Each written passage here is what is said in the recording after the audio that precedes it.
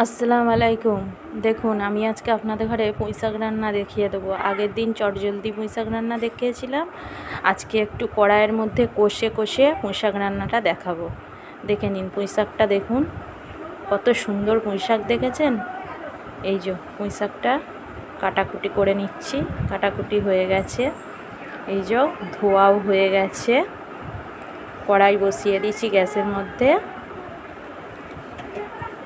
কড়াইয়ে সর্ষের তেল এবারে দিয়ে দেব। সর্ষের তেল দেওয়া হয়ে গেছে, তেলটা হালকা গরম হোক। এটা কড়াইয়ের মধ্যে কষে কষে মাছ করবো। এই যে দেখুন, এগুলো ঢেলে দিলাম ডাঁটি, পুঁইশাকের ডাঁটি, কুমড়ো, আলু আর কচু, তিনটে জিনিস তেলের মধ্যে দিয়ে কষতে থাকবো। পুঁইশাক পাতাটা পরে দেবো। মশলা দিচ্ছি, নুন দিয়েছি, আদা রসুন দিয়েছি, দিয়ে কষছি। আপনাদের ঘরে কেমন লাগছে একটু জানাবেন। পাতাটা এবারে দিয়ে দিলাম, পুঁইশাক পাতাটা।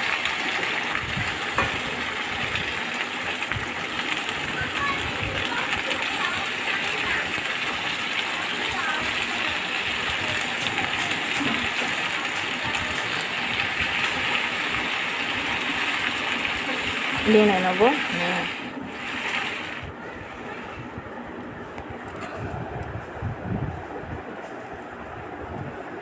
এটা একটু হাতে সময় যখন থাকবে তখন এইভাবে পুঁইশাকটা রান্না করবেন, আর যখন সময় কম থাকবে এই যে হলুদ গুঁড়ো দিলাম,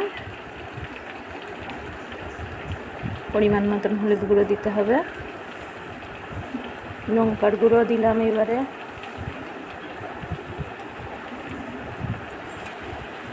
জিরে গুঁড়ো, ধনে গুঁড়ো পাইলে আছে।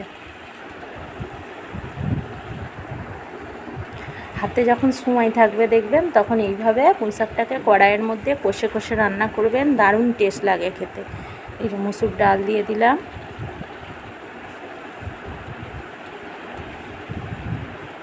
আর যখন সময় থাকবে না তখন আমার চটজলদি পুঁইশাক রান্না দেখেছেন ওই রমধারা করে নেবেন তাড়াতাড়ি করে। আর যখন সময় থাকবে এইভাবে কড়াইতে ভালো করে কষে কষিয়ে পুঁইশাকটা রান্না করবেন। এই যে পানি দিয়ে দিলাম, এবারে যে চাপা দিয়ে দিলাম। দেখুন পুঁইশাক রান্নাটা